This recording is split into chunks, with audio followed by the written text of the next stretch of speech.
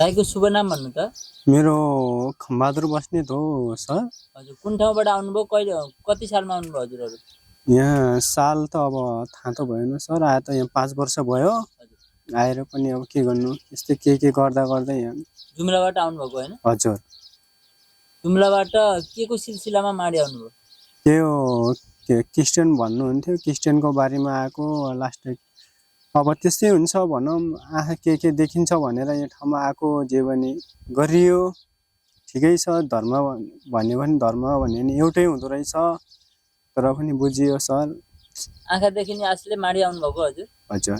ए हजुर, दृष्टिबिन जन्मदेखि नै हुनुहुन्थ्यो? हजुर, जन्मदेखि पहिला नै थियो आँखा। उहाँहरूले के भनेर तपाईँले माडी लिएर आउनुभयो? क्रिस्चियन धर्मावलम्बीहरू क्रिस्चियन भन्दाले नि यस्तो भन्नुभयो, पाठा बोका चाहिँदैन अनि भन्नुभयो। अनि तपाईँले आँखा देख्नुहुन्छ, केही पनि हुँदैन, चिन्ता मान्नु पर्दैन भन्नुभयो। म त्यहीको विषयमा फसेर यो ठाउँमा आएको। लास्ट केही पनि भएन, देख्न नि पाइएन। जस्तो भाग्यमा उस्तै छ। बाउ आमाको नि गाली खाइयो, मैले भने पनि मानिएन कि। तर देख्ने भए देख्थे, तेरो भाग्य यस्तै छ भनेपछि के कसरी देख्छस् भन्नुभयो कि बुवा मम्मीले कराउनु भयो। त्यही भएर बुवा मम्मीले मसँग क्रिस्चियन गयो भनेर नि रिसाउनु भयो। त्यही भएर किन जान्छ, आफ्नो धर्म छोड्ने होइन भन्नुभयो कि। माडी आइसकेपछि अनि धर्म कति समयसम्म मान्नुभयो अनि कहिले छोड्नुभयो हजुर? मैले त छोडेँ अहिले भर्खरै हो भने, मङ्सिरको महिनै हो छोडेको। त्यसपछि यो यहाँ जग्गा किन्नुभयो? हजुर। जग्गा किनेर अनि घर बनाउनु भयो होइन? हजुर। कहिले बनाउनु भएको यो घर चाहिँ? घर मङ्सिरकै महिना हो। मङ्सिरको महिनामा बनाउनु भयो? हजुर। अनि घर बनाउनु भन्दा पहिला अनुमान खर्च गर्नु भएन कि? घर त बनाउनु भयो त टिनको छानै रहन्छ, फेरि छानो चाहिँ किन हाल्न सक्नु भएन? छानो हाल्छु भने अभाग खाँचोले पुगेन, त्यही भएर बिजक भयो। हाल्छु भने सक्ने क्षमतै भएन। कसैले दिन्छन् कि भन्ने यो ठाउँमा नि सरसपाटी काटेर दिँदा रहेनन्। यो ठाउँमा कोहीले थुकिदियो भने पनि थुक्दैन हो रहेछ यो ठाउँमा। हेर, आफ्नो गाउँ जस्तो सम्झेर मैले यो ठाउँमा घर लगाएको हो, तर हुँदो रहेनछन् यो ठाउँमा मान्छेहरू त्यस्तो। टिनको घर बनाइसकेपछि घरको पैसाले, घर बनाउन पैसा सिधै टिन हाल्ने पैसा नभएर नबनाउनु हजुरले? हजुर। अनि वडा कार्यालयमा जानुभयो कि जानु भएन टिनको छानो हाल्नको लागि अनुरोध गर्नु? वडा कार्यालयमा जान त अब गइन सर। मैले कुरा गर्छु भने त्यहाँदेखि कुरा गर्न नि पाइनँ। अनि गर्छु भने अनि गर्न सकिएन। कसरी बोल्यो, नचिनेको मान्छे के बोल्यो होला, कसरी बोल्यो होला भन्ने सो लाग्थ्यो। आफूले एउटा मान्छेले सिकाइदिएपछि जानलाई नै सजिलो हुन्छ। त्यही भएर मैले बोल्न नि सकिनँ। त्यो जस्तो होला जे होला भन्ने सोचमा त्यतिकै न।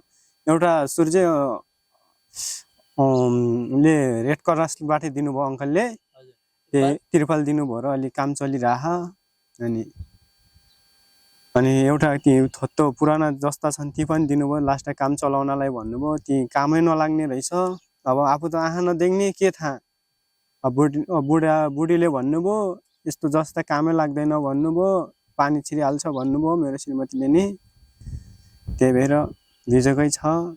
के गर्नु, न घरमा पानी छ न केही छ। खानेपानीको व्यवस्था छ कि छैन? छैन। धारो खन्नु भएन? केही छैन। टोइलेट पनि छैन, केही छैन। टोइलेट पनि छैन है? छैन। टोइलेट पनि घरको टोइलेट मैले आफै बनाएको हो। के गर्नु त, क्षमता। अहिले पानी पिउनको लागि कहाँ जानुहुन्छ? उता सूर्य अङ्कलकोमा। उहीँ धारोमा गएर पेलेर पानी लिएर आउनुहुन्छ? हजुर। अब यहाँको समुदायमा वडा टोल विकास समितिका अथवा यहाँका छिमेकीहरूसँग तपाईँले सहयोग लिनु भएन? अब मैले चाहिँ के गर्ने होला, कहाँ जाने होला, वडा कार्यालयमा कसरी काम गर्ने होला, प्रक्रियाको बारे बुझ्नु भएन र? मैले बुझ्न सकिनँ सर। अब सिकाइदिएपछि के गर्ने हो, कस्तो गर्ने हो, अब हामीले थाहा नपाए हामी कस्तो गर्ने हो भने थाहै छैन मलाई। अब हाम्रो ठाउँमा के गर्नु, यस्तै हो। केही सुविधा सेवा सुविधा पाइएला भनेर यो ठाउँमा आएको। हाम्रो ठाउँमा नि पहिला नै म पनि हेला भएको मान्छे नै हो। तर के हो, दृष्टिबिन मान्छेले नि रोजगारमा केमा पाउँछ भन्नुहुन्छ है मान्छेहरूले। हामी त्यस्तोमा नि केही पाउन सकिएन।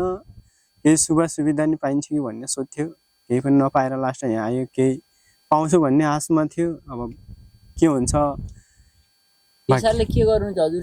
के सिक्नु भएको छ कि के छ अहिले हजुरहरू आम्दानी गर्ने माध्यम चाहिँ के छ? पेसा त के होला, केही छैन। न गीत गाउन जानिन्छ न कलाकार, केही छैन सर। अलि सिका भने काम गर्ने, अलि खेतीपाती गर्न सक्छु, अलिअलि छामेर अनुभवले गर्छु, अरू केही गर्न सक्दैन। अनि दाउरा पनि आफैले काटेको, यी सबै। अहिले घर व्यवहार चलाउनलाई हजुरको भत्ताले काम चलाउनु भएको अवस्था हो? हजुर, अब भत्ताको भन्दा नि अहिले भत्ता सकिएर पनि अहिले कतै काम पाइएले काम गर्दा भन्ने जस्तो लाग्छ। अलिअलि आफ्नो पेट पाल्लालाई कपडा त के छ, 7 ताला कपडा टालेर नि लाउन सकिन्छ, पेट टालो टालेर त सकिन्न सर।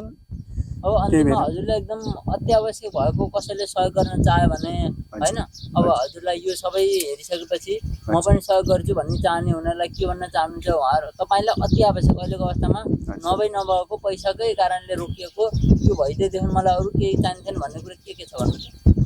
अरू मलाई नि यता सहयोग गरिदिएले पछि नि तिनीहरूलाई सबैले धर्म लाग्ला भन्ने जस्तो लाग्छ क्या। के कुराको खाँचो छ अहिले घरको त अहिले खाँचो त अहिले मेन कुरो जस्ताको लागि खाँचो छ।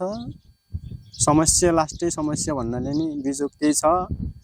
अहिले त हावाहुरी नलागे त ठिकै हुन्छ, हावाहुरी लागिदियो बर्खा लाग्यो भनेपछि त नबस्नै बिजोग होला जस्तो लाग्यो कि। जस्ताको छानुसम्म उपलब्ध भइदिनु भने हजुर, त्यति भइदिए पनि मलाई खुसी हुन्थ्यो जस्तो लाग्थ्यो। अरू केही थिएन उपाय, अरू त्यति भइदिएले खुसी हुन्थ्यो होला जस्तो लाग्छ। अब के हुने हो अब थाहा छैन। सबैले टिट दया मानिकन हालिदिए अब धर्मै त लाग्ला भन्ने सोच पनि लागेको थियो सर। अब के गर्नु, हालिदिए राम्रै हुन्छ होला, पछि तिनीहरूलाई नि राम्रै भइहाल्छ। अब सधैँ हामीले टिट दया मानिकन हालिदियो भनेपछि धेरै राम्रो भइहाल्छ। सबैले देखिहाल्नुहुन्छ फलानु मान्छे यस्तो बसिया छ। अब मेरो अब हात छ, खुट्टा छ, आँखा छैन, कसरी काम गरेर नि खान सकिन्छ। अब के देख्ने भने कतै जाउँ लेबर काम गर्न सक्छु भन्ने क्षमता नै हुन्छ सर। काम दिदीले पनि गर्नुहुन्छ होला नि अलि त? मेरो श्रीमतीले काम त गर्न त अब सक्नुहुन्न, अलि टाउकोको समस्या नि छ मेरो श्रीमतीको। ठुलो भारी काम गर्न सक्नुहुन्न? हजुर, टाउकोको समस्याले गर्दाखेरि काम गर्न सक्दैनन्। अनि अरू यस्तै गोर्ने मेलले भयो भने अलि गर्न अलिअलि सक्नुहुन्छ। अनि गर्मीमा भयो भने चाहिँ टाउकोले नि काम गर्न दिनु। ल हुन्छ। अच्छा, हुन्छ।